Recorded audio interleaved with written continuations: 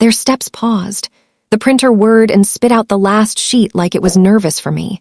I stood still, hidden by the big plant by the window, not because I wanted to spy, but because there's a certain kind of honesty people only allow themselves when they think you're not there. It felt wrong to listen. It also felt necessary. "Is Glowrise clean?" Blake asked. Ryan said there were questions. "Ryan doesn't ask questions," Teresa said. "He repeats concerns, and yes, it's clean." "Then we're fine." "Of course we're fine," she said. "We're fine if we're fast." Their shoes moved again. Their reflections passed on the glass. I waited 3 breaths and then stepped out, collected my papers, and went back to my desk with my heart thudding like a fist on a locked door. At 5, Kara from HR pinged me. "Quick chat." I stared at the message. Quick chat had become a phrase I feared. Quick chats bend futures. I sat down across from her again. The peppermint tea smelled heavier today, like it knew it was going to have to work harder. "Hey, Iris," Kara said, folding her hands. "You're doing great work. Really, I'm a fan." She smiled like a mom in a cereal commercial. "We just want to help you grow here. We're going to put you on a small PIP." The letters dropped like pebbles into a still pond. PIP, Performance Improvement Plan. Small, gentle, not scary, but PIPs are never small in the mind. They're giant in the heart. "For what?" I asked, keeping my voice calm. "Visibility and collaboration," she said quickly. "Nothing to worry about." "It feels like something to worry about," I said. "My work is strong." "We all know," she said. "This is just to give you structure." I thought about structure. How structure could be a frame or a cage depending on who holds the hammer. I thought about being made an example of not being loud enough to look like I belonged. I thought about the vendor packets I hadn't been able to find and the invoices with fast signatures. I thought about Grant's smile and Teresa's bridges and Blake's rockets. "Okay," I said at last, "send it over." That night, I called my mother while I stirred a pot of soup that I didn't want to eat. "They think quiet means empty," she said. "Let them think it. Quiet is a river, it cuts canyons." "Rivers take time," I said. "So do stories worth telling," she replied. I went to bed with the PIP draft sitting in my inbox like a paperweight on my chest. I slept badly. I woke up early. I went in before the sun burned the fog off the river. Sometimes when you arrive in a place before it wakes, you see what it really is. The office at 7 was different. The neon signs were off. The plants were just plants. The espresso machine snored. I walked past Teresa's empty office. I paused. There were papers on her table. Not many, she never left many. But one sat at the edge like a warning label peeking out from under the package. I didn't step in, I didn't touch it, I just looked. The header read, "Vendor Consolidation Restricted." My eyes caught a name, Glowrise, my mouth felt dry. I straightened and walked on. I made coffee. I sat at my desk. I opened a new document. At the top I typed, "Map." Maybe I was being dramatic. Maybe this was all politics and personality, and the same old story of quiet women being asked to dance louder while they carry the weight of the whole music. Maybe Glowrise was fine. Maybe bridges were just bridges. But what if they were? That week stretched long. Every meeting, every gentle comment about energy, every joke I didn't laugh at, every laugh that wasn't for me. And then Friday came, the casual showcase, they called it. Blake took the stage in the lounge, microphone in hand, beer on the ledge beside him. He clicked through wins. He thanked Ryan for ideas that were mine. He shouted out Chelsea for a pitch I built the math for. He looked at me and said, "Big brain over there."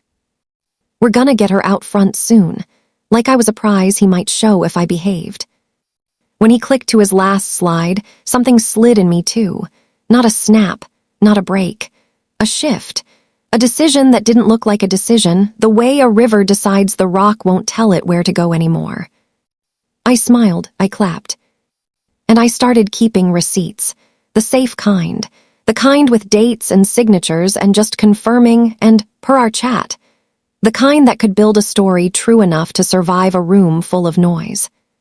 What I didn't know then was that the story I was building wasn't just mine. It had miles behind it. It had hands on it that weren't mine. It had a way of writing itself when people tried too hard to keep it quiet. They thought they were turning up the heat on me. They didn't realize their kitchen had a gas leak. I called it map because it felt safer than calling it what it was. A trail. Trails lead somewhere. Maps help you pretend you're just looking. I drew boxes, I drew arrows. In the middle I wrote one name, Glowrise. Around it I wrote other names, Teresa, Blake, Ryan, AP. I didn't add Grant, not yet. I wanted to believe there were rooms he didn't see, not because he was innocent, but because that's how these places work. People sell sunshine upstairs and move shadows downstairs. It's a division of labor. I started small. Dates, amounts. I pulled a ledger export and sorted by vendor. Glowrise showed 27 transactions in 6 weeks. 17 were under 10,000, cleanly under our expedited review threshold. 8 were more. 2 were just below the level that would trigger legal review. The approvals were fast, same day, sometimes same hour. Time stamps blinked at me. 11:58 p.m., 6:02 a.m. Who rushes to approve influencer validation in the dark? I clicked the attachment for one invoice. The deliverable was a PDF. It looked familiar, too familiar. The graphics were ours. The language was ours. The charts were mine. It was as if someone cut our work, pasted it in a new document, stamped a glowing logo on the corner, and called it validation. I emailed Serena from AP. Do we have a W-9 on Glowrise yet? Vendor pack not in the drive. She replied with a little nervous emoji. Teresa onboarded them directly, said executive authority, fast track for Q3 goals. I'm trying to track a W-9. They said it's coming. I stared at that line, executive authority, fast track. I could hear Teresa saying it in her calm voice like it was nothing. She didn't raise her tone to get her way. She lowered it. People leaned in when she spoke. They mistook quiet for virtue. Maybe I did too. I opened a new tab and typed, Glowrise media address. The website looked glossy and new, like a model home with fruit no one has touched. The about page was vague. The contact page listed a suite in a co-working building I'd walked past 100 times. The footer said Copyright Glowrise Holdings LLC. I clicked legal. There was no legal page. I scrolled to the bottom. We build engagement ecosystems. That line could mean anything. I checked the domain registration. It was private.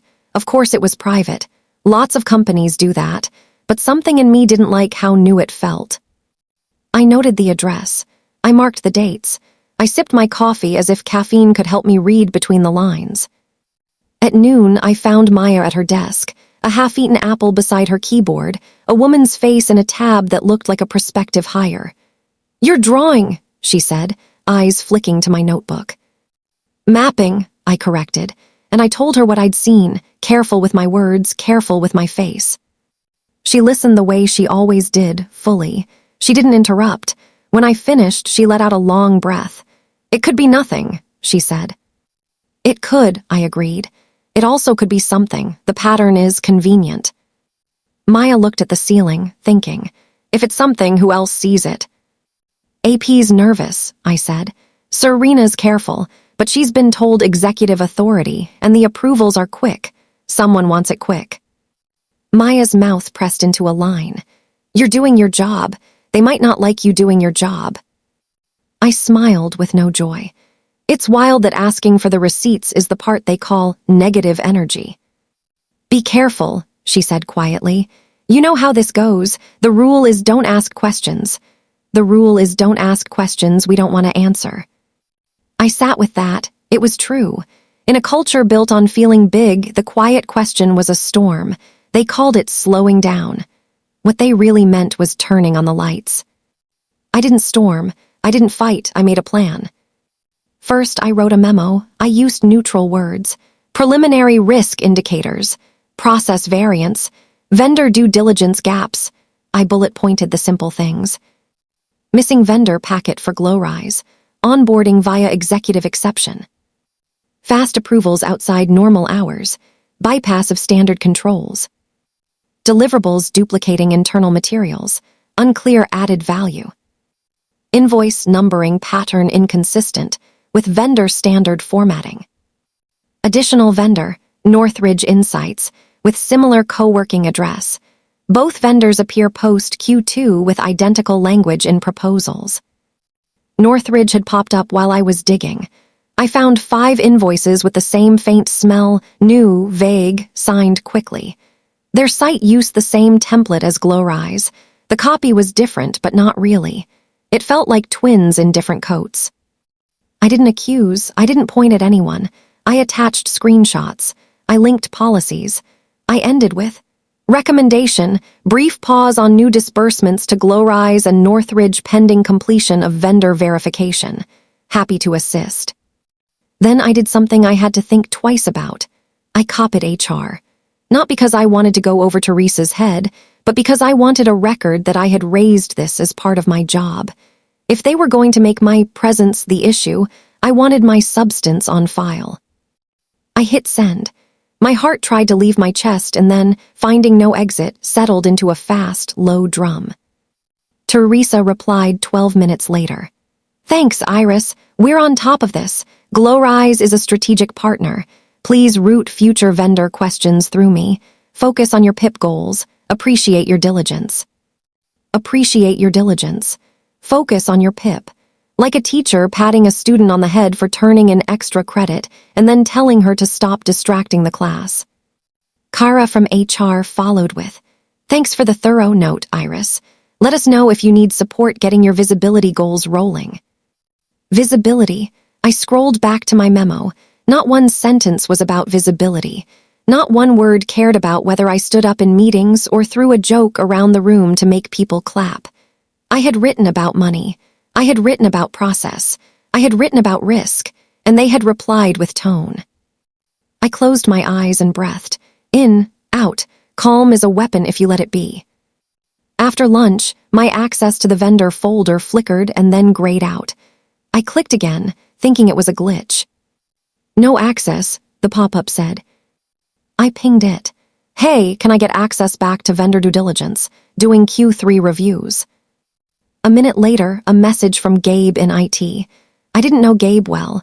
He was the quiet type too, the kind who wears hoodies in summer and fixes problems before you know they exist. Hey, Iris, folder permissions changed. Finance exec only now. CFO request. Want me to loop in someone? No, I typed, fingers steady. Thanks for the update. He sent a shrug emoji. Then after a pause, careful out there. I stared at those words. Why did it feel like we were on a road with no guardrails? At 3, I walked into Teresa's office with my notebook in hand. I had put this on her calendar 2 days ago. Quick sync, Q3 budget variances. The door was open. She looked up, stylus in hand, expression smooth as always. Got a minute? I asked. For you, yes, she said, and she meant it the way people mean for now. I sat, I kept my tone even. I sent the memo because I want us clean. If Glowrise is strategic, we need their paperwork in order. If they're duplicating our work, we need to set expectations. If we're waiving controls, we need approvals documented. Teresa listened like a stone listens to rain. Iris, she said after a moment, your instincts are good. That's why you're here. I also need you to know the difference between a risk and a distraction. We have momentum. We have a board to impress. We have a pipeline that needs to move. Clean numbers help momentum, I said softly. They do, she agreed, a small smile touching her mouth. That's why we're going to keep them clean. This, she gestured at the air between us, is handled. I could have pushed. Maybe I should have. Instead, I did what my grandmother taught me, ask one clear question and let it sit. Then why did my access get cut? Teresa's eyes didn't change. We're consolidating sensitive files to reduce noise ahead of the review. Don't take it personally. A dozen retorts ran through me and died on the shore of my tongue. Don't take it personally is what people say when they're doing something very personal and they want you to behave. Okay, I said, and I stood. If you need anything from me, I'm here. I know, she said. Focus on your visibility goals. I want to see you in the next all hands. It was almost funny, the way they kept setting me on fire with their smiles and then telling me to dance brighter. I returned to my desk. Serena walked by with a stack of envelopes pressed to her chest like a shield. She slowed when she saw my face. You okay? Fine, I said. Be careful with glow-rise. Her eyes flashed, not surprise, not fear, but recognition. Kara called me in, she whispered. Asked me to keep approvals tight. Asked me not to bother you with side questions. Side questions. Like the edge of the road is a side. Like the guardrails are decoration. Got it. I said, thanks. That night I did something that felt like a small rebellion. I printed my memo. I put it in a plain folder. I took it home. Not company data, not attachments, not files, just my words, my dates, my memory, the things nobody owns but me. I put it in the drawer beside my bed. I made tea. I called my mother. How's the river? She asked. Cutting, I said, tired. I don't know what it will shape. Stone doesn't argue with water, she said. It just pretends it can endure it forever. Pretending isn't endurance. The next morning, I came in to find a meeting on my calendar. PIP kickoff, Kara, 2:00. In HR, the peppermint smell made my teeth ache. Iris, Kara said when I sat, I want you to know this is supportive. It's a path to growth. We'll check in weekly. I know what a PIP is, I said. Can we be clear? Is this about my work or about how I move? Kara's smile wavered. Impact isn't just output. I don't mind impact, I said. I just don't like it measured in decibels. She laughed a little too quickly. You're clever, that will help you. I signed the paper because sometimes the right move is to take what they give you and do what you already do, only louder in the way that matters. On paper, in dates, in receipts. I would show up. I would ask questions. I would document the answers they didn't give. I would turn visibility into something that could be held. 2 days later, Teresa pinged me. Let's sync Monday at 9. Quick review of Q3 line items and your PIP goals. Quick review. I put it on my calendar in blue and underlined it in my notebook. That Friday, while Blake warmed up the lounge with his microphone and his beer and his jokes about making noise, I stood in the back and clapped when everyone clapped. My phone buzzed. An email from Teresa. Subject, Monday sync reschedule. New time, 8 a.m. Location, HR. I didn't like the feeling that crawled up my spine. Why HR? Why 8? The earliest meetings were for people with flights, or for trouble, or both. I clicked my phone screen off. I put it in my pocket. I kept my face smooth. I clapped for a win that wasn't mine. I nodded for a pitch I had saved from falling. And inside me, the river cut 1 inch deeper through stone. On Sunday night, I laid out my blazer on the chair by the door. I ironed the cuffs. I packed a small bag, not because I thought I would need it, but because sometimes your body knows things your brain can't admit. Toothbrush. Charger. The plain folder with my memo, tucked inside a novel like it was a secret. On Monday, the sky was a flat, pale gray. The kind of sky that makes the city feel like a sketch. The elevator was empty. The numbers bloomed their red glow, one after the other. When the doors opened on 21, I could smell peppermint before I saw Kara. She stood in the doorway, hands clasped, that serial commercial smile dimmer today. Teresa was inside at the small round table. Another woman was there too, someone from legal I'd seen before, neat suit, neutral eyes. Morning, Iris, Teresa said, voice like a calm lake. I set my bag down. I sat. I folded my hands in front of me so I wouldn't clench my fists. This is how betrayal looks in offices like ours. Soft voices, careful words, and the sound of a door closing without a slam. Kara's voice went first. It always does. HR is the cushion between you and the hit. We're grateful for you, she began. Your work has been strong. Your attention to detail is rare. The business is evolving. We are evolving. And after careful review, we've decided to make a change. My mouth tasted like metal. What kind of change? I asked. Teresa didn't waste words. We're going to part ways, Iris. The room hummed. The HVAC was louder than my heart, which felt like a small animal trying to get out of a net. For presence, I asked, the word almost absurd in my mouth. For alignment, Kara said. This is a high-visibility, high-energy culture. We need people who can be vocal in the moment, at speed. We also want to protect you from a situation where your style is misunderstood.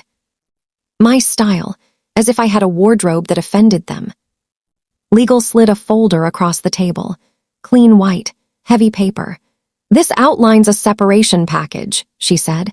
"It includes several weeks of pay, continuation of benefits, assistance with placement, standard non-disclosure and non-disparagement." There it was, the point wrapped in gifts. "Be quiet about what you've seen. Be quiet about how we made you leave. We'll pay you for your silence the way we paid vendors for ours." I kept my face calm. "Is this about Glowrise?" I asked, and I watched Teresa's eyes closely. "Glowrise is clean," Teresa said, still smooth. "We appreciate your diligence. This is a separate decision about fit." Fit, like I was a shoe they tried on and decided pinched their toes. Like I wasn't a person who had built their models, watched their spend, held their story steady when their enthusiasm wanted to wobble. "I'm not signing anything today," I said. "Nobody expects you to sign right now," Kara said quickly. "Take your time, 2 days, ask questions." They had already asked security to prepare. I could feel it. The way people say, "take your time," while looking at the clock. "I have one more question," I said, my voice steady. "When did you decide?" Teresa held my gaze. "We've been watching the trend," she said. "The PIP was not punitive, it was supportive. When we didn't see the shift we needed, we made the call." "It's been a week," I said. "Sometimes, the kindest thing you can do for yourself is to name the math out loud." Kara looked down. Legal adjusted her glasses. Teresa didn't blink. "We'll have your personal items gathered," Teresa said. "You can walk out with them today or we can send them." "I'll carry my own things," I said. The security officer who met me in the hall was gentle. He had the face of a father who picks his kids up from school. He didn't touch me. He didn't need to. I walked with him because there was nothing in me that wanted to make a scene. Scenes are for people who need a crowd to tell them they're real. I don't need a crowd. Maya was at her desk. She saw me coming. Her eyes widened. She stood so fast her chair bumped her knees. "No," she said, even though she knew yes. "No." "It's okay," I lied, because that's what you say in offices like ours. "It's okay." She hugged me hard, quick, like if she held me too long she might be pulled with me. "You didn't do anything wrong," she whispered. "You asked for the truth. That's never wrong." "They don't care about wrong," I whispered back. "They care about quiet." Ryan came around the corner, pretending to fix a cable. He looked at the box they'd placed on my desk. He looked at my hands, steady as they placed my small plant, my notebook, my one photo, my mother and me at the river, water up to our knees. "No hard feelings," he said, like it was a favor. "No hard feelings," I repeated, not because it was true, but because I refused to give him the feeling he wanted. Blake didn't come out. Of course he didn't. Leaders like him make speeches about family at the holiday party and then let HR do their goodbyes. I didn't want his performance anyway. As I walked to the elevator, the office noise dimmed, but not because it was quiet. It dimmed because my body was drawing a line. You only realize how much noise you've been enduring when you step out of it. The elevator doors opened. I stepped in. The officer stayed out. The doors slid shut. In the mirrored walls, I saw myself. Blazer still smooth, hair still pinned, eyes clear, face calm. My hands were steady around the small cardboard box like I was carrying a cake to a party I hadn't been invited to. At the lobby, the security guard at the desk gave me a look that wasn't pity. It was respect. I nodded back. He slid the visitor log toward me out of habit, then seemed to remember I wasn't a visitor anymore. Outside, the city was living its own loud life. Cars leaned on their horns, a bus sighed. Somewhere a jackhammer started. I found a bench a block away and sat. The box made a neat little hill next to me. I rested my hands in my lap. I let the tears come because I am not a robot. They didn't pour. They didn't tremble. They slid, quiet as my questions, down to my jaw and fell to the concrete where no one would notice them but me. I took out my phone. There were messages. "Maya, text me when you get home." "Serena, I'm so sorry." "Kara, we're here if you need anything." A number I didn't have saved. "Please call me when you can. Important." I put the phone back in my bag. I wanted to walk without answering anyone.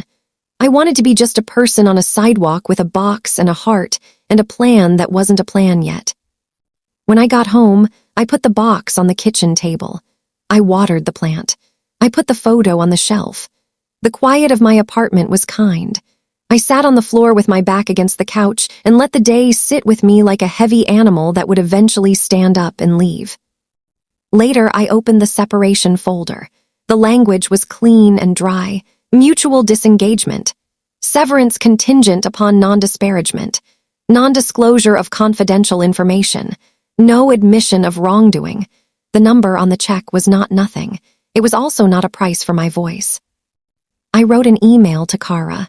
Received. Will review. I will not sign today. I would also like to document for the record that I raised concerns about vendor due diligence and was asked to funnel future questions through CFO. Please confirm receipt. She replied quickly. Received. Thank you, Iris. I printed my email and put it in the plain folder. My words on paper. My little raft. Around 8, my phone buzzed. The same unknown number again. I let it ring and go to voicemail. It buzzed a second later with a text. I'm with a firm advising boards on financial controls. Your name came up. We should talk. I stared at it. It could be real. It could be a trap. It could be nothing. I didn't reply. Not yet. The next morning, my mother came over with fresh bread because she knows that the first thing to do after a loss is eat something you can tear with your hands. We sat at the table. I told her everything. When I was done, she broke a piece of bread, handed me half, and said, they shut a door. That doesn't mean the house is empty. I smiled. You always have a house metaphor. Because people think getting locked out means sleeping in the yard, she said. You forget there's a side door, a window, a friend with a key, a contractor with a clipboard. You made a map, Iris. You can read maps. Read your life. She left me with bread and a hug and the smell of her coat in the hall after she closed the door. I made tea. I sat with the plain folder. I took my phone and listened to the voicemail from the unknown number, finger hovering over the delete button like it was a trigger. A woman spoke. Her voice was steady, older than mine, with the kind of patience people earn by having seen too much. Iris, this is Tamsin Cho. I lead compliance engagements at Redwood & Cole. We're an independent firm. We've been asked to do a preliminary look at Luminarch's controls. I can't say more on voicemail. I heard your name in the context of thorough and honest. I would very much like to talk. Even if you don't want to work with us, you may want counsel on that separation package. Here's my number. I paused the message and replayed the phrase that snagged my lungs. We've been asked to do a preliminary look at Luminarch's controls. Controls, not culture, not presence, not loud. Controls, the word I had written in my memo and underlined in my head. I didn't know who had asked. Board, investor. Maybe a client noticed something off in a case study. Maybe Serena's careful voice had made its way past a wall. Maybe the river found a crack. I didn't call back that morning. I went for a walk by the river instead. The water moved with that stubborn grace I've always loved, persistent, patient, powerful with no need to announce itself. I stood on the bridge and watched it and asked myself a question. What am I going to be in this story now? The quiet woman who goes home and lets the company write the ending. The angry woman who spends her days on social media shouting at a building that doesn't have ears. Or the steady woman who keeps walking, keeps asking, keeps turning on the lights in rooms where people sell feeling like it's truth. By the time I got back to my apartment, I knew. The house may have shut one door. I could go knock on another with both hands. I sat at the table. I picked up my phone. I scrolled to the unknown number. My finger hovered. And then, before I could press call, another text arrived. Not from Tamsin, from Maya. Don't sign. Something's happening. You didn't hear it from me. Check your email in an hour. I looked at the clock. I looked at the river moving inside my head. They thought they'd closed my chapter. I could feel another page already lifting. An hour is longer when you're waiting for the ground to move. I watched the clock like it might wink. When the minute turned, my phone buzzed. Maya's email slid into my inbox with the subject line she never used. Forwarding, legal hold notice. I opened it. A screenshot from the company email went full screen on my phone. To all staff. Subject: legal hold, document preservation required. The body was careful and cold. At the direction of the audit committee, Luminark is implementing a legal hold. Do not delete emails, files, or messages related to vendor onboarding, approvals, invoices, or payments, including but not limited to Glowrise Media and Northridge Insights. Redwood and Cole will be conducting an independent review. My throat went dry. Independent review, audit committee, Redwood and Cole. Maya added one line under the screenshot. Breathe, they're here. Before I could reply, another email arrived. Not a forward, addressed to me. From Tamsin Cho, subject: introduction, Redwood and Cole. It was short and clean, like the woman's voice on my voicemail. Iris, thank you for listening earlier. The audit committee chair asked me to reach out. We are initiating a preliminary controls review at Luminark. Your memo was referenced. We would value your insight and may engage you as an independent advisor. If you're open to a brief call today, please reply with a good time. I stared at the words, your memo was referenced. In a company where my voice didn't count in a room, my written note had found a door that opened. I typed hands steady. I'm available at 3. At 3, my phone rang with a number I now recognized. Iris, Tamsin said, and I could hear the soft hum of a quiet office behind her. Thank you. Before we say anything else, I need to be clear. I work for the audit committee, not management, not Teresa, not Grant. Our work is confidential to the board. Your rights are protected when you speak to us. Do you have counsel reviewing your separation agreement? I don't, I said, but I can get one. You should, she said gently. We can recommend names or you can choose your own. In the meantime, do not sign, and do not take any company files. Your knowledge is yours. The documents are theirs. We'll get what we need by the book. Understood, I said. What do you need from me now? For now, a conversation, she said. And if you're open, a meeting. Are you comfortable coming to our office? We're 3 blocks from the river, quiet building. You'll leave with clarity. Tonight. She paused a beat, then said, tonight. Her office was everything my old one pretended to be but never was. Calm, focused, without neon or slogans. The receptionist had a notebook instead of a ring light. There were plants that were just plants. Tamsin met me in a conference room that felt like a library. 2 other people were inside, a man with kind eyes and a stack of papers, Omar, and a woman with short hair and a laptop, screen full of lines of something I didn't need to understand to recognize as work, Shay. Tamsin shook my hand. Thank you for coming. She gestured to a seat. First, a promise. We move slow where it protects people and fast where delay helps no one. We will not ask you to do anything that puts you at risk. We will also listen to you. Really listen. I nodded. That sounds new. She smiled like she knew what I meant. Tell us about Glowrise. I told them about everything. The invoice numbers that skipped like stones, 007911. The approvals that arrived at times when most people are asleep. The PDFs that looked exactly like our own slides with a new logo pasted in the corner. I told them about Northridge and its twin website. I told them about my access being cut, about the memo I wrote, about the replies that praised my diligence and told me to be louder about the PIP, about Monday, about the box, about the river. Omar's pen didn't stop. Shay's fingers moved without sound. When I finished, Tamsin leaned back, eyes on me, not just the story. We've seen patterns like this, she said. They aren't always fraud. Sometimes they're carelessness.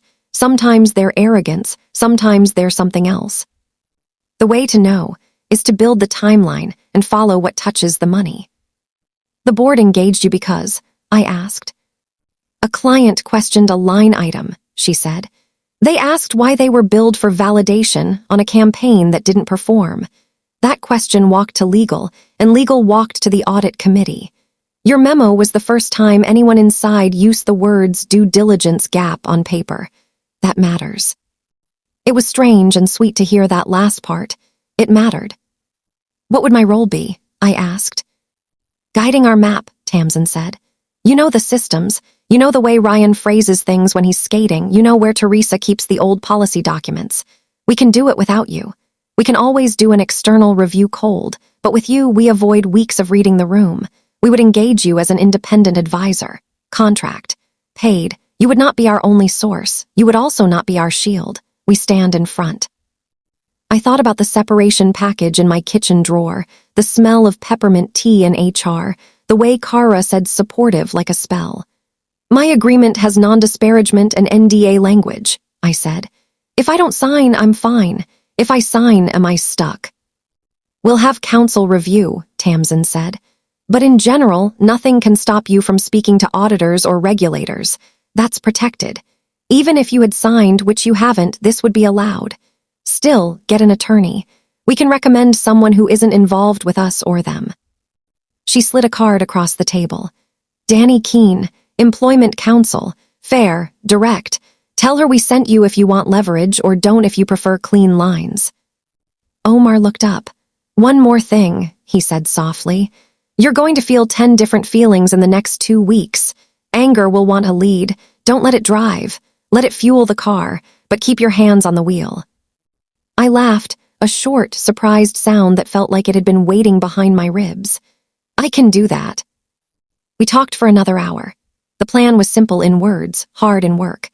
Redwood and Cole would send the standard data request to the company and issue the legal hold. They would ask for the vendor master, all onboarding packets, W-9s, SOWs, the approvals log, the bank disbursement file, and emails with certain keywords.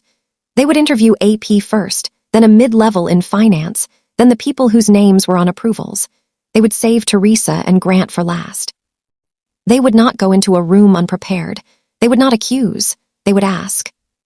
Never ask a question you don't already know the answer to if the person across the table thinks their power is the answer, Tamsin said. We will let them talk. People who build stories with sound can't stand silence. They fill it. Shay flipped her laptop around to show a page with boxes and lines that looked like my map grown up. We'll also look at the file DNA, she said, where documents were created, timestamps, device IDs. If those vendor PDFs were built on a Luminarc machine, I can find the shadow they left. I felt the smallest shiver of something like joy. It wasn't revenge, it was relief. Machines don't lie, they just say what they are. We'll walk in Monday, Tamsin said. We've already scheduled with the audit committee. If you join us, you can either be in the room or behind the room. Your call. My face might make this personal for some people, I said. Maybe I start behind. Tamsin nodded. Wise, and at some point you might want to step in, also wise. Before I left, she handed me a lanyard in a small clear sleeve. It was simple, red with white letters. Redwood and Cole, contractor. The word was not the part that cut me. It was the small black-printed line under my name, audit. When I got home, I called Danny. She was brisk and warm and didn't waste anyone's time. I sent her the separation document. An hour later, she called back. Don't sign, she said. Not yet. You're fine to talk to the board's investigators. You're fine to tell your story. If they pressure you, forward it to me. We can ask for a carve-out that says nothing in the agreement prevents you from communicating with regulators or auditors. Standard language. Also, keep a journal, dates, times, who said what. You already did that, didn't you? I did, I said, and I felt seen. Good girl, she said, and I laughed because she sounded like my mother when I was 9, and I'd put bandages on my own scraped knee instead of running and crying. I slept that night like a field after rain. Not dry, not easy, but cleaner. In the morning, my mother squeezed my hand and kissed my forehead. Your quiet just changed rooms, she said. It's still yours. That afternoon, Tamsin emailed. On-site kickoff confirmed. Monday 9 a.m. We'll set up in a neutral conference room. CEO and CFO will join for the opening 10 minutes. Then we will work. If you prefer to enter separately, we'll route you through our door.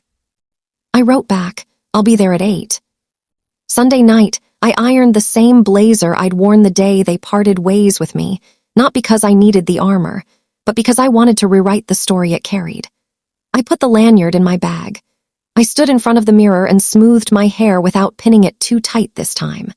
I looked at the woman looking back at me, a person who had been taught that quiet was a flaw and had discovered it was a feature. On Monday, the security guard at Redwood and Coles building smiled when I walked in. The receptionist said my name without checking. The elevator was slow. When the doors opened, Tamsin was waiting with coffee and a schedule. "You ready?" she asked. "Yes," I said, and I meant it. When we walked out onto the street, the morning was pale and expectant. Luminark's building rose a few blocks away, glass shining like a story told too well. I could see, in my head, the glass conference room, the neon signs, the fig tree. I could see Maya's face if she happened to glance through the door. I could see Teresa's stillness. At the front desk, the guard looked up, recognition flashing and then settling into something softer. "Back?" he asked. "In a way," I said, and I showed him my badge. He called upstairs, he listened, he nodded. "You're clear." We walked toward the elevator. My hands were steady on the strap of my bag. The doors opened. We stepped in. The mirrored wall showed me standing beside Tamsin, her calm like a lighthouse. The doors slid shut. And there, in the small square of silvered space, I let myself feel it, not anger, not even triumph. Something quieter, something like a promise. They thought they had written me out. I was about to sit at the table again, with a new name on my badge and a different line under it. Audit. We didn't announce ourselves with drama. That wasn't the point. We walked into the same open office where I'd spent mornings watching people celebrate noise, and we did the opposite. We set down our bags in a side conference room with a door that closed and a shade that pulled. We asked for water. We asked for a whiteboard. We asked for 2 extension cords.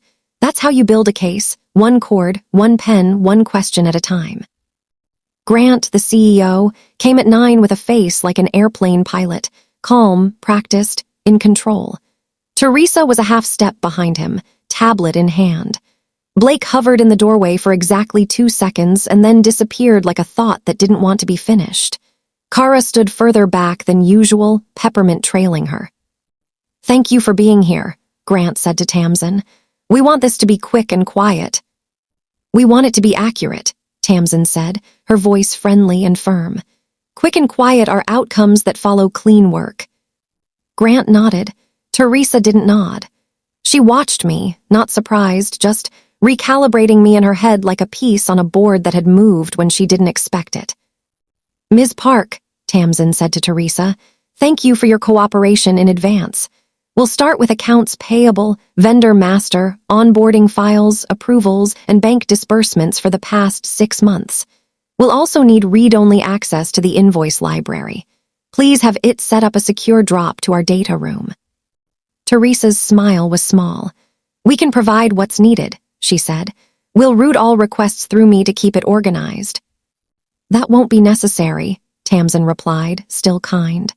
"For speed, we'll send our standard list to your team leads. Everything we collect will be shared with you.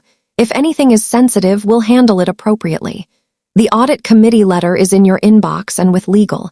It authorizes our access." Grant rubbed his jaw, then gave us that public smile again. "We appreciate you," he said. "Let us know how we can help."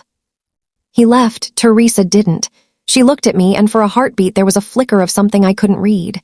Respect, annoyance, curiosity, then the mask slid back. "I'll have AP bring in the vendor files." She moved like a lake looks, steady on top, current underneath. When the door closed, Tamsin wrote 3 words on the whiteboard. Map, money, mouths. She underlined each one and turned to me. "We build the map. We follow the money. Then we listen to the mouths and see if their words match the other 2. Shay set up her laptop and started drawing boxes. Vendors, invoices, approvals, payments. Her cursor was a small animal that knew where it was going. Omar opened his binder and pulled out a checklist that was not impressive because of its size.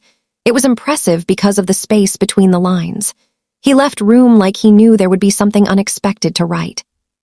Serena came in first with a folder hugged to her chest like a life preserver. "Hi," she said to me, and her eyes softened with relief she didn't say out loud. "You're okay," I said softly. "You're okay." She nodded, sat, and began to talk. She was careful because she's a careful person, but she didn't dodge. "Glowrise was added by executive exception," she said. "Teresa sent the request. No vendor packet. She said we could collect later. I asked twice. I got told to focus on speed. Northridge was the same. The invoices came from a Gmail the first week for Glowrise, then from a branded email. The bank account info came in a PDF with a logo. It looked clean, too clean. Who asked for fast? Omar asked. Teresa, Serena said, and sometimes Ryan. He'd say, we're losing momentum, don't be the blocker. Who approved the first payments? Tamsin asked. Teresa, Serena said. After that, Blake sometimes when she wasn't around, sometimes both. Sometimes Ryan sent them and Teresa approved, even when they were over the usual threshold. Did anyone reject anything? I asked. Serena looked at me like the question made her sad. I did, twice, the first week. Both got resubmitted with exec OK on the subject line. Shay took the folder and scanned the barcodes without touching the pages. Do you have the digital originals? She asked. We'll need the upload logs. They're in the shared drive, Serena said, but our access was limited last week. We'll work with it, Tamsin said. Thank you, Serena. You're doing your job, we see that. Serena's shoulders dropped a fraction. The way muscles drop when you've been holding a bag too long and someone takes it from you for a minute. When she left, I felt something bright and painful in my chest. Not anger, love, for the people who still try to do the right thing in a room that calls right a distraction. Next, we made the plan a list because lists steady a person when the room turns. Request the vendor master file with bank details for all new vendors added since Q2. Pull every Glowrise and Northridge invoice, approval trail, payment confirmation, and email thread. Ask it for server logs for uploads of vendor documents and for access logs to the vendor due diligence folder. Send a friendly email to Glowrise and Northridge. Routine vendor update, please send W-9, certificate of insurance, beneficial owner disclosure, and a short process overview for our records. Thank you. Have a courier drop a form for signature at each vendor's physical address to confirm presence. Ask the front desk to stamp the time. Schedule interviews in this order. AP manager, a junior finance analyst who loads invoices, Ryan, procurement, if it exists, Blake, then Teresa. Build the split watch. Identify any invoices cut just under approval thresholds over time. Flag patterns by approver. Ask for the bank disbursement file and trace payments to see if any routing numbers repeat across vendors. Traps that look like kindness, Omar said, tapping the list. If Glowrise is real, this is easy. If they're a front, this is hard. People who lie hate admin. Shay grinned without humor. Also, I'm going to slip a unique phrase into our request to Glowrise, something like, please confirm your micropod assembly protocol. Nobody uses that string of words.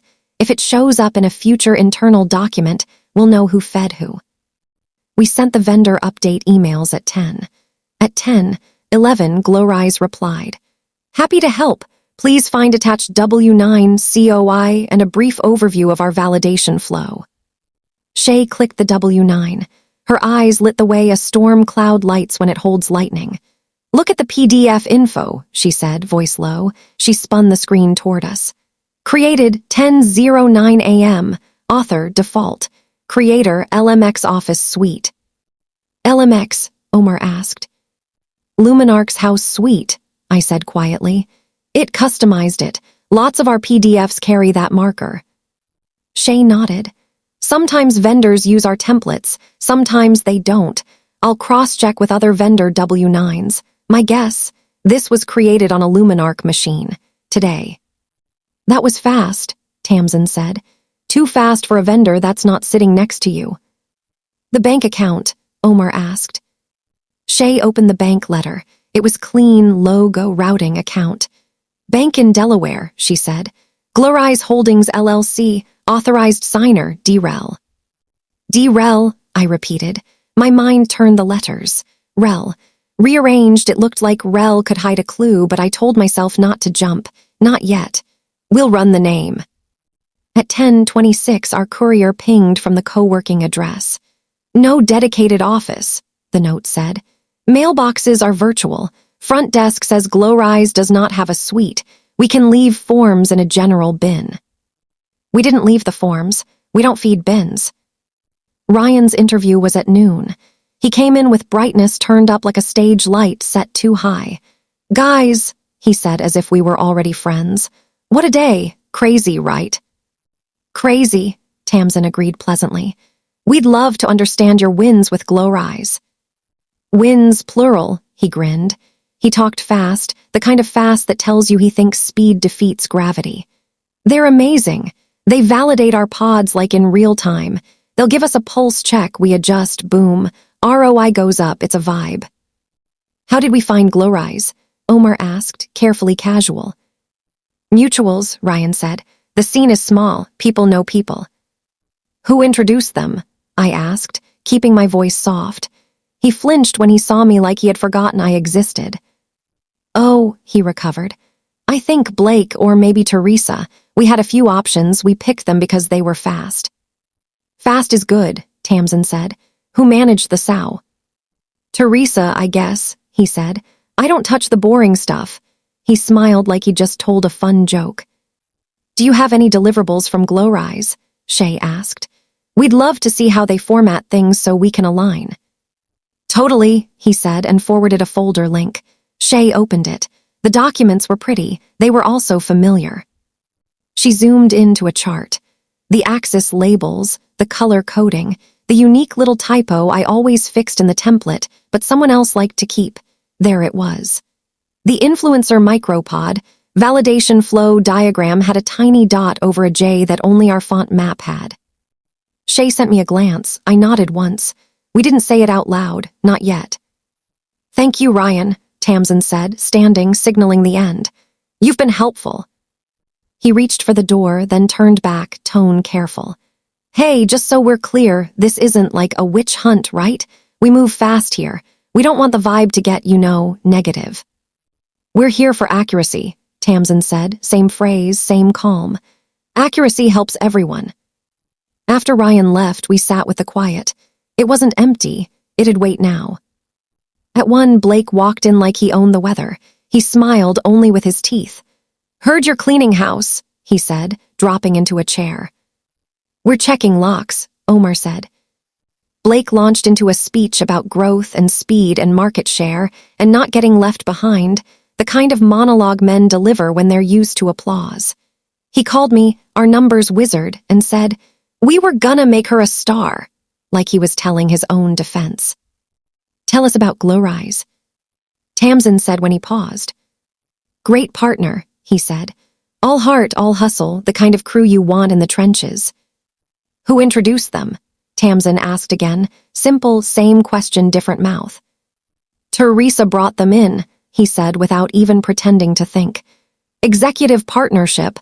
I'm just the guy who makes the story sing. He laughed. Nobody else did. Do you know anyone at Glowrise? I asked. Sure, he said. We've been on calls, Dana, Derek. Something with a D, he scrolled his phone like the answer lived in his thumbs. We don't do last names here, come on. He winked. We do, Omar said kindly. When he left, Tamsin wrote 2 more words under our 3. Split, stamp. Split, I asked. Cutting invoices just under the threshold, she said. You spotted it, we'll prove it. And stamp. The way their deliverables look like yours, Shay said. Same stamp, same hands. By 3, it had mirrored the vendor folder into our data room with hashed copies. Shay dove into properties like a diver who never holds her breath. She pulled one Glowrise PDF into a metadata viewer. The results spilled across the screen, created date, modified date, producer, author, tags. Created on a Mac named LMX18RM, she read. That naming convention looks internal. RM, Ryan M. Omar didn't blink. You never put the answer on the first card, he murmured. But you do put it near the top of the deck. At 4, an email arrived from Glowrise with their beneficial ownership form filled in. It listed Glowrise Holdings LLC members, D-Rel, Yvonne. The address matched the mailbox. The signature was digital, a clean scrawl like a signature font. Shay traced the IP it came from. Not perfect, not proof, but close enough to smell something. The upload had come from a residential IP 15 minutes from our office, not from the state the bank letter named. At 5, our courier checked Northridge. The receptionist there said, "No such company on file." Instead of leaving forms, we left a gap in the map that looked like a hole in a wall behind a painting. We closed the day with a triangle drawn on the board. Teresa to Glorize to Ryan. We didn't fill the lines with certainty. We filled them with questions that had data under them. Before we left, Maya slipped in like a ghost. She didn't speak. She pressed a small note into my hand and squeezed it. Later, when I opened it, it said, "I found a Slack thread. Ryan asking Blake, do we split 15 into 3x5? Blake, keep each under legal threshold, fast approvals only." I can't send it, but it exists. I didn't need the screenshot yet. I had the words. The words would find their proof. We walked out into a blue evening, the kind of light that makes everything look a little honest. Tamsin exhaled. "Good first day," she said, which is how steady people say, "We've started to pull the thread." "Tomorrow?" I asked. "AP manager," she said, then Teresa. My stomach did the small flip it does before a roller coaster you said yes to. "I want to be in the Teresa interview," I said. Tamsin looked at me, measuring something that had nothing to do with pain and everything to do with purpose. "You can be in the first half," she said. "Behind the glass for the rest. You don't need to win a fight to win the day." "The letter went to the mailbox," Phyllis said. No response, but the property manager emailed. "Mailbox empty for weeks, forwarding only, no in-person pickups. No one by that name on tenant list." We took the wall map and added new flags. Red for confirmed falsehoods. Yellow for open questions. Blue for people to protect. Serena and Maya had blue flags on a corner of the board. That mattered as much to me as any red. At noon, we hosted our policy refresher. We spoke about controls like they were seatbelts, not handcuffs. People nodded. Some asked real questions. A few asked where the exits were without using the word exit. Nathan hovered after. "Hypothetically," he said, eyes not meeting mine, "if a vendor helped us because a team member was overloaded and it sped everything up, but the work was collaborative, not duplicate, would they be in trouble?" "Hypothetically," Joseph said. "If a vendor was paid for work the company did itself, and that vendor was controlled by employees or friends, that would be very serious." Nathan's smile flickered. "Sure, totally." At 2, Gabe slid a tiny drive across the table. "Slack deletion attempts log," he said. "Since the legal hold went out, Ryan tried to delete 2 DMs, Blake tried to edit a message. Policy restored the originals, everything's in the export." "Thank you," Tamsin said. "You've been very helpful." He swallowed. "I just like systems that keep their promises." Me too, I thought. We all do. We don't say it enough. At 3, the bank called back. Not the vendor's bank. Our bank. Our liaison had reached out to their fraud department. "We can't confirm ownership," the woman on the line said, "but we can tell you the routing number on the Glorize Holdings account matches an account already flagged in our network for unusual activity. We recommend you stop payments and file an internal report."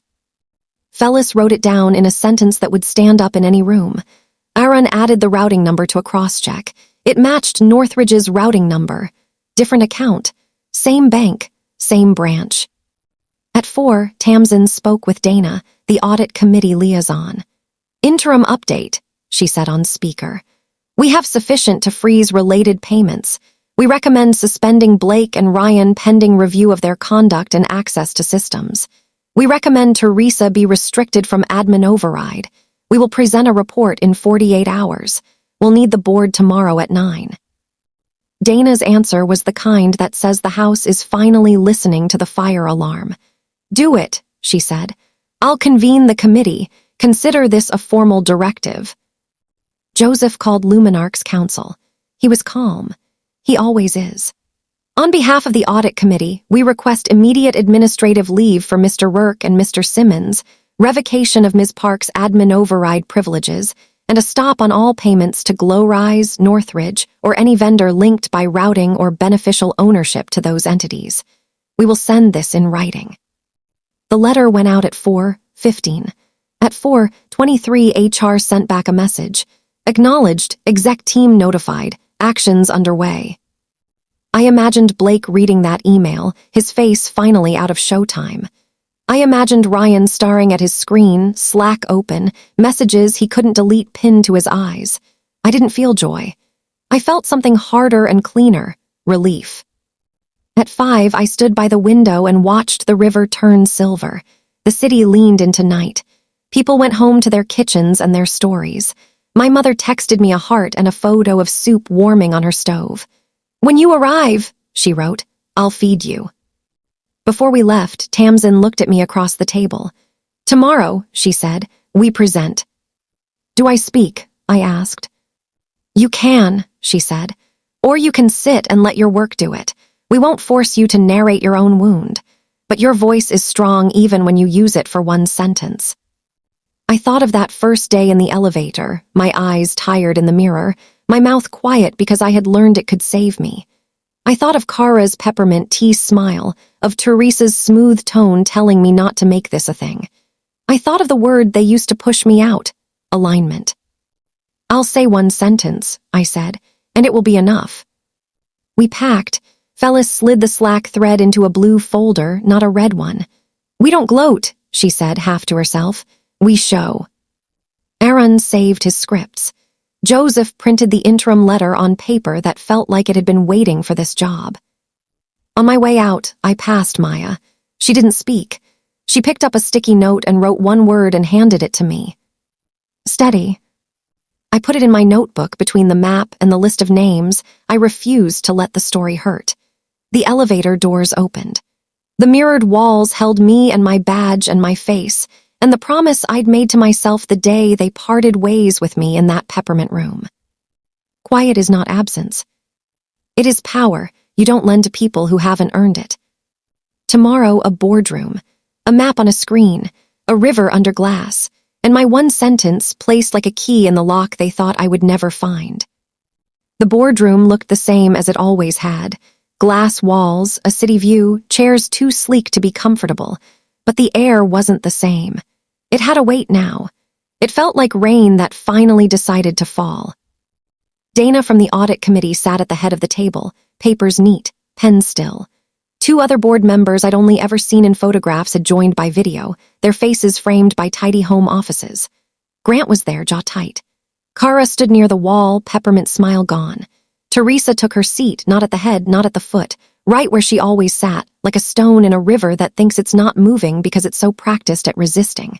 Blake wasn't in the room. Ryan wasn't either. HR had already sent an earlier email. "Administrative leave pending review." The sound that followed that email was silence, and then the sound of 2 badges hitting a desk. Tamsin opened her folder like she was setting down silverware before a meal. "Thank you for convening," she said. "We'll walk you through what we found. We will be precise. We will be calm. We will make recommendations. You will decide." Grant nodded, grateful for someone else's sentences. Tamsin drew a triangle on the whiteboard with 3 words at the corners: vendors, approvals, money. Then she underlined the center word she'd written the first day we walked in: controls. "Timeline," she began, keeping it simple. "Glowrise invoiced Luminarch for validation beginning July 8. Northridge began shortly after. Vendor packets were not completed at onboarding. Exceptions were approved by the CFO under executive authority. Approvals for payments occurred at unusual hours, often within minutes of invoice receipt. Admin override was used to update vendor bank information. The PDF metadata for Glowrise's W9 shows it was created yesterday on a Luminarch device assigned to Mr. Simmons. The bank letter provided does not match the issuing bank's standard practice. The co-working address listed for Glowrise is a mailbox, not a workspace. Slack messages show directives to split invoices to remain under legal review thresholds. She placed the printed Slack thread on the table where everyone could see it. Quote, "We need to split the 15 into 3x5 to keep this moving." Response, Under legal threshold, fast approvals only, don't get slowed by AP drama. We also have a message. Executive authority is on, referring to the CFO's approval. No one spoke. There are moments in rooms like this where even the air refuses to move because it knows what moving would mean. What is the impact? Dana asked, voice even. Financially, Joseph answered, flipping to a page in his binder. Payments totaling 6 figures to 2 entities with insufficient verification, potential self-dealing risk, and a pattern of bypassing controls. Operationally, a control environment compromised by culture, speed as a value used to excuse process failures. Legally, exposure. This will require disclosure to your auditors and, depending on your counsel's assessment, to regulators. Grant rubbed his face, fingers pressing his eyes. We can't, he stopped himself. He could, he already had, that's why we were here. Tamsin turned to Teresa. Ms. Park, you approved the exceptions. Would you like to add context? Teresa's posture never changed. We moved fast to fill a gap, she said. I used my authority, we received work product. Produced on your machines, Phyllis said, soft as a whisper that cuts glass. We have filed DNA. The vendor deliverables were drafts of internal decks with a logo added. Mr. Simmons' device produced the W9 we were sent yesterday. Yvonne, listed as a beneficial owner, appears in internal DMs receiving instructions about a signature and being kept off the main. Dana's pen rested against the paper. Who is Yvonne? An acquaintance of Mr. Simmons, Joseph said. We will confirm directly. Our preliminary interviews suggest a name used as cover. Teresa's chin lifted a half-inch. This is still not fraud, she said. It's sloppiness, it's immature operations. We can clean this. Tamsin didn't flinch. We're not assigning criminal labels, she said. We're describing facts. The facts are invoices split to avoid review, exceptions used without documentation, third-party invoices duplicating internal work, and bank details changed under admin override. That combination is not sloppiness. It is a breach of control. Who is responsible? One of the board members asked from the screen, voice lower than the room deserved. Tamsin didn't look at me. She didn't need to. Culture is leadership, she said. Actions are people. The head of growth instructed invoice splitting. Mr. Simmons carried it out. The CFO enabled it by granting and using exceptions and override access without completing vendor due diligence. Kara shifted. It sounded like paper in her pocket. Remediation, Joseph said, as if lifting the room into a new lane. Immediate. Freeze payments to the named vendors and any related entities. Maintain administrative leave for Mr. Work and Mr. Simmons pending completion of this review. Remove Ms. Park's admin override. Appoint an interim signatory for all disbursements.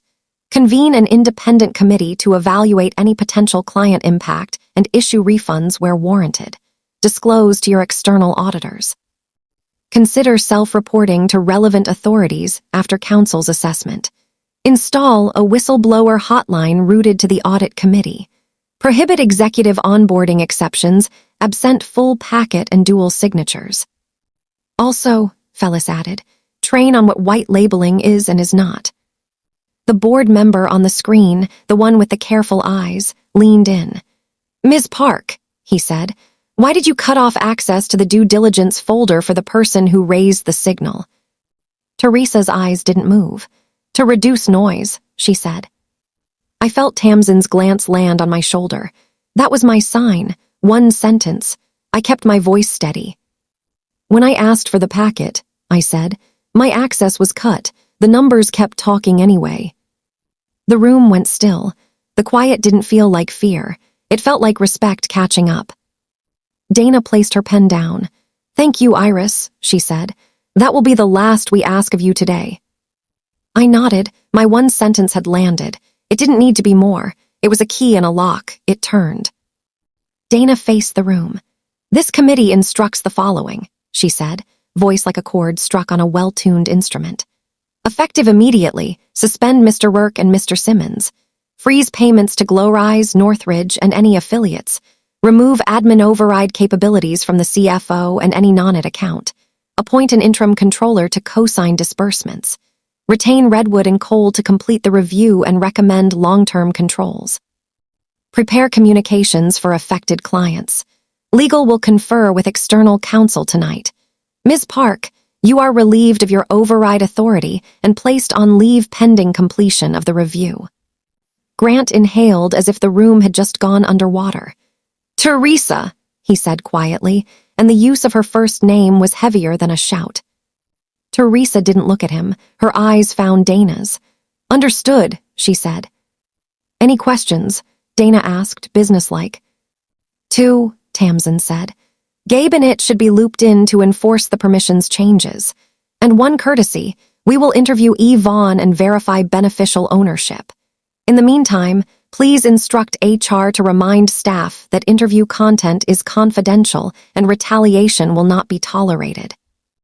Done, Dana said. The meeting dissolved the way storms do after they have thrown their rain. Not quickly, not slowly, with a sense that the ground had been washed and the street would look different in the morning. Outside the boardroom, the air on the floor had changed again. It was lighter and heavier at the same time. Emails were going out. 2 security officers, quiet and kind, walked down the hall toward the growth pod. I didn't need to see the rest to know the shape. A desk drawer opening, a badge being handed over, a face that had thrived on noise going quiet because there is no speech for being caught out by your own words. Ryan saw me as he rounded a corner with a box in his hands. He tried a grin that didn't land anywhere. No hard feelings, he said, like muscle memory, like a line he'd learned as a child in a household where apologies meant nothing and performance was everything. No hard feelings, I repeated, because my anger wasn't going to be a gift for him to carry and show. He swallowed. He looked at my badge. His eyes skipped off the word underneath my name like it was too bright. Blake didn't speak to me. He never did when there wasn't a microphone.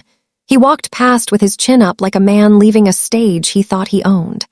The neon sign reflected in the glass wall beside him. Move fast, make noise. The irony was a thing you could touch. Kara stopped me outside the boardroom. For once, she didn't offer tea. I'm sorry, she said. Not HR sorry, human sorry. We measured the wrong thing. I nodded. Measure what you want to grow, I said, not what looks good on stage. She closed her eyes for a heartbeat and then opened them. We will, she said. I hoped she meant it. In our staging room, Tamsin capped her marker and set it down as if ending a day of gardening, not a day of pulling weeds with roots we couldn't see from the path. Good work, she said to the team. We'll finalize the interim report. Tomorrow we begin the rest, tracing, confirming, closing loops. No victory laps, just the work.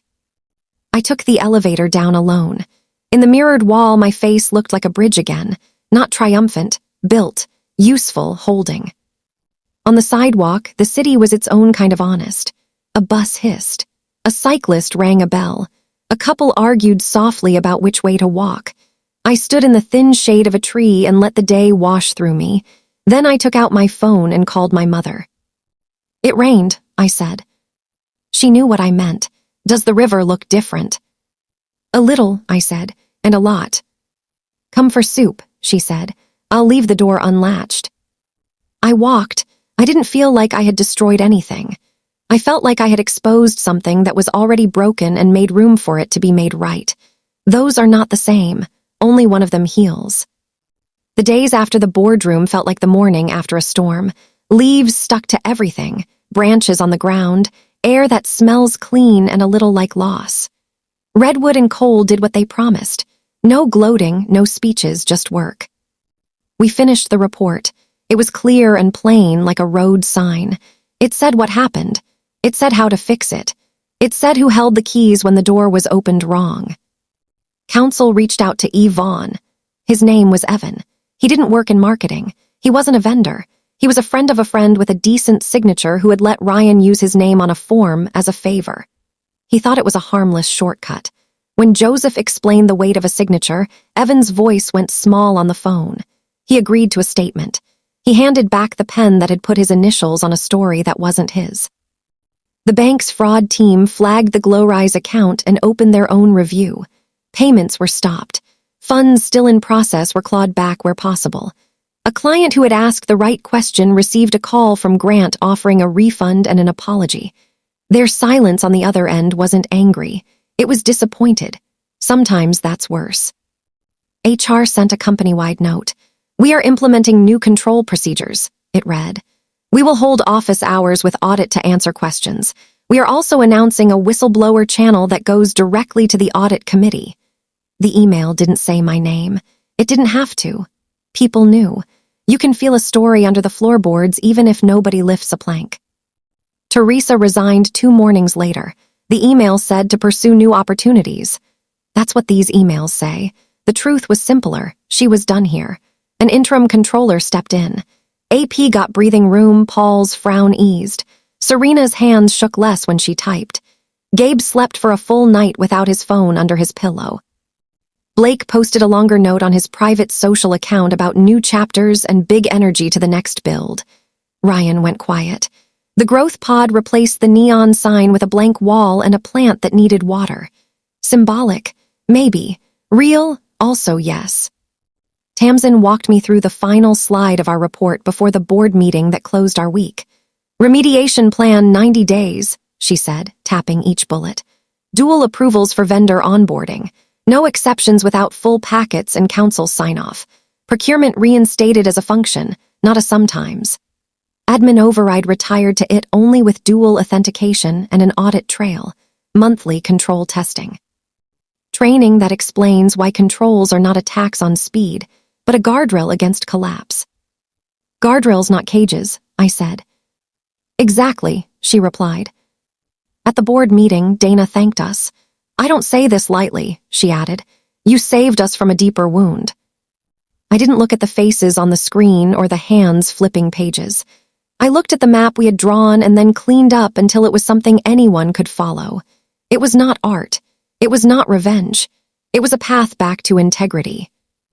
After Grant asked to speak with me alone, we stood by the window. The city was bright and ordinary. He cleared his throat. "I was wrong," he said. The sentence sat in the air like a rare bird that landed where it wasn't expected. "We measured presence like a volume knob. We should have measured it like a compass." I didn't give him absolution. That's not mine to give. I gave him a nod. "Measure what you want more of," I said. "Listen to the quiet questions." He swallowed. "Thank you for not shouting." "I didn't need to," I said. "The numbers were loud enough." On my last day on site, Kara stopped me near the elevators. No peppermint tea, no script. "We're going to fix what we did with Pips," she said. "We're starting something called listening reviews. It's small. It's a better start." "Good," I said it was. Maya found me by the fig tree. We both laughed because of course it was there. "You did it," she whispered. "We did it," I said. "You kept standing." She smiled, eyes bright. "They offered me data integrity lead," she said, surprise and pride fighting for space. I said yes. "Of course you did," I grinned. "You'll be great." She hugged me, not quick, not scared of being seen, just right. "I'm not coming back," I said. "Not as an employee. Redwood asked if I'd take on more work with them. They need someone who speaks company and numbers and knows what rooms feel like before the meeting starts." "Say yes," she said. "I did," I smiled. "But I'll be around. You'll see me in your inbox whenever a control creaks." Serena passed us with a stack of forms and a focused face. She stopped, glanced at my badge, and gave me a little salute with her pen. "Vendor packets on time," she said, fierce and funny. "The new normal." "The only normal," I said back. At home, I put my badge on my dresser like a relic from a place I survived and learned to love from the outside. My mother came over with cake. We ate it with our fingers at the table because some victories deserve crumbs on lips and laughter in throats. "Tell me the moral," she said, because she knows I like to extract lessons like pearls from sand. I thought about it, about the river, about the house with many doors, about the bridge and the badge and the peppermint room, about people who sell noise when they don't have an answer, about the cost of speed when it breaks the wheel and sends you into the ditch, about my grandmother's voice, "Don't raise your voice when you can raise your standard." "The moral," I said, is that quiet isn't empty. It's focus. It's the sound of someone keeping their promise to the truth, even when it's inconvenient. And if someone fires you for that, if they call your calm a flaw, it might be because your calm sees what their noise is hiding. She nodded like a teacher who knows her student has learned something no one can unteach. And revenge, she asked softly, because she knows this channel, this story, this world we're speaking into. Revenge isn't rage, I said. It's refusal. It's refusing to become what hurt you. It's making the truth so clear that the people who tried to profit from the dark can't stand the light. It's walking back in with a new name on your badge and letting the facts be the loudest voice in the room. I took a walk by the river that night. The water moved the way it always does, steady, strong, uninterested in applause. I stood on the bridge and watched the streetlights make coins on the surface and thought about the people watching this, the ones who have been told they're not enough because they don't shout. If you're one of them, hear me. You are not small. You are not a whisper that can be ignored. You are the person who takes notes when the meeting gets excited. You are the one who remembers the promise when the room tries to rewrite it. You are the one who knows that a map is just a trail that learned to speak in straight lines. Weeks later, Redwood and Cole sent me a new binder with a crisp label. New client, new city, same work. Find the map, follow the money, listen to the mouths, use silence as a tool, protect the people who try to do the right thing when the room wants an easier wrong. Maya texted me a photo on a Tuesday afternoon, a whiteboard with a fresh flowchart and the words, "Control is care" in neat letters. Serena added a message. "We found a packet missing. Caught it before it became a habit." I smiled at my phone. They were okay. The river at Luminark had found a better course. I kept the plain folder with my first memo tucked in my desk for a while. Not because I needed proof anymore. Because it reminded me that one line on paper can be a lever, that quiet questions can move entire rooms when you don't back away from the first no. That's the final lesson I owe you, the one I carry like a stone in my pocket to keep me grounded. If you're called too quiet, check who's saying it and what they fear. Sometimes your quiet is the only sound that keeps the bridge from breaking. I turned off my lamp. The city hummed. Somewhere, a neon sign told somebody to move fast and make noise. I smiled into the dark and answered it in my head the way I did in that boardroom, with a steadiness that doesn't need to be seen to be strong. Make it true, make it right, make it last. And when the room goes silent, know this, that's not an ending. That's your moment. Fill it with the kind of calm that changes everything.